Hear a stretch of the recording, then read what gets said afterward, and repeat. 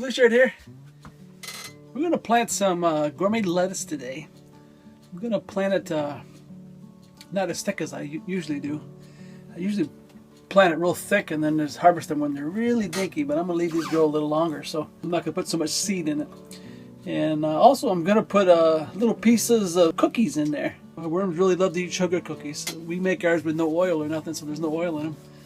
And so I'm going to break up some pieces and put it underneath the dirt so they have something to munch on and see if that makes any difference in the breeding rate.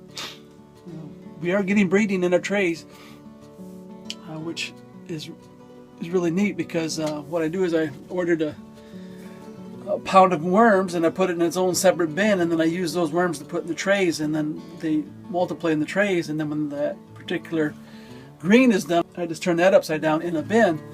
And doing so, I'm building up my worm population, and the worms are keeping the mold away, taking care of my dirt. I have some that are really, really nice. I mean, the dirt is just beautiful on these. And when they're in there the whole time, they're putting off their castings, so they're putting fertilizer in my trays. So it's a win-win all the way around.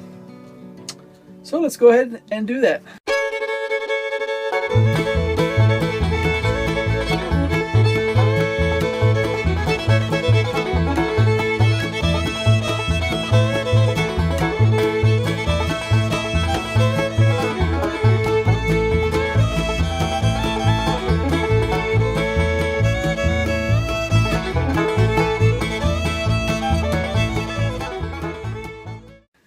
Well, there you have it. We got our gourmet lettuce all planted.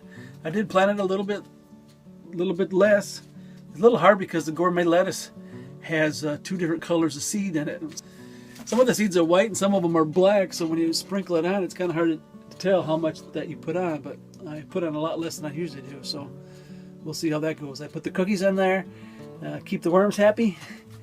I did that about a week ago, and I still haven't had the results back on that to see how it helps, but we'll go ahead and see how it helps on this tray, and we'll see what happens. And yeah, we got it all planted. This is what my trays now look like.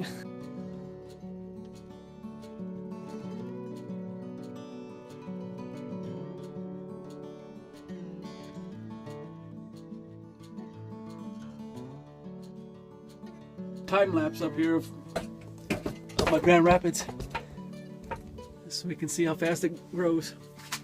One thing I've noticed though is that the other ones, as they're getting older, they're starting to grow pretty fast too, so we'll see how they stack up against the Grand Rapids. The Grand Rapids in that particular tray I've cut probably 8 or 10 times. I'm not sure how long you can keep cutting lettuce. I did have one area of one of my older lettuce die off, but I think I cut it too low. And so what I did is I just went back and planted some more seeds in there in the area that was bald. So and it is growing back now. This is what that looks like. See them all in there. They're starting to grow back. And the worms had something to eat because that dead lettuce just went right back into the soil.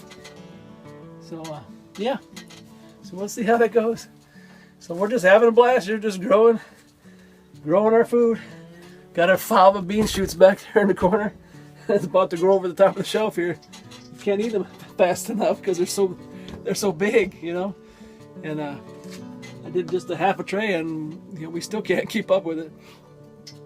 And we eat salads every day, so I may do a smaller one of that in the future. Maybe I'll do one of my 5x5s and start growing them in there so we don't get overpowered with them. Alrighty, this is Papa Blue Shirt. Don't forget to like and subscribe. Thanks for watching.